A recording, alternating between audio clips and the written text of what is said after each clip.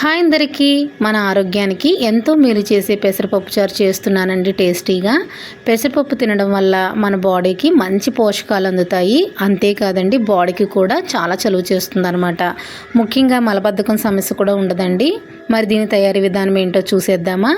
ముందుగా కుక్కర్లోకి 1 గ్లాసుడు పెసరపప్పును తీసుకుని శుభ్రంగా కడుక్కొని గ్లాసున్నర వాటర్ పోసుకోవాలి. ఇలా పోసుకున్న తర్వాత స్టవ్ వెలిగించుకుని మూత పెట్టేసుకుని ఒక 2 విజిల్స్ వచ్చే వరకు మనం ఉడికించుకోవాలి.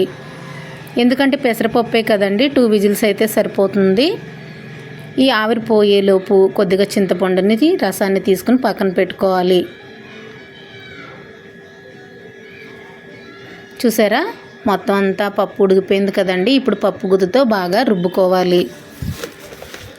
ఈ విధంగా రుబ్బుకున్న తర్వాత చింతపండు పులుపుని వేసేసుకుందాం. ఇలా వేసుకున్న తర్వాత బాగా కలుపుకోవాలి.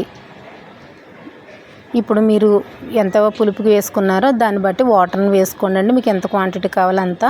కొద్దిగా పసుపు, అలాగే కొద్దిగా కారం, రుచికి సరిపడా సాల్ట్ని వేసుకోవాలి. ఇప్పుడు ఉల్లిపాయలు, పచ్చిమిర్చి, టమాటా ముక్కలను కూడా వేసేసుకుందాం.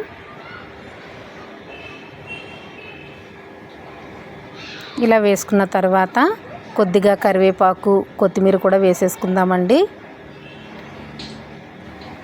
ఇలాగ బాగా మరిగించుకోవాలి. అప్పుడే మనకి పెసరపప్పు చారు చాలా టేస్టీగా ఉంటుందండి. చూసారా, మరిగిపోయింది కదా. ఇప్పుడు పక్కన పెట్టేసుకుని ఇప్పుడు తాలింపు వేసుకుందాం. 1 టేబుల్ స్పూన్ ఆయిల్ వేసుకోవాలి. ఆయిల్ బాగా కాగిన తర్వాత వెల్లుల్లిపాయలు,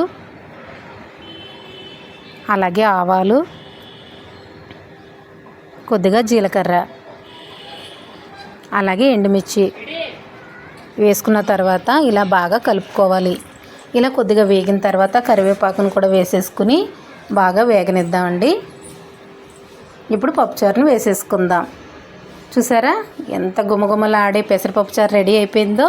మరి మీరు కూడా తప్పకుండా ట్రై చేయండి. ఈ వీడియో కనుక నచ్చినట్లయితే ప్లీజ్ సబ్స్క్రైబ్.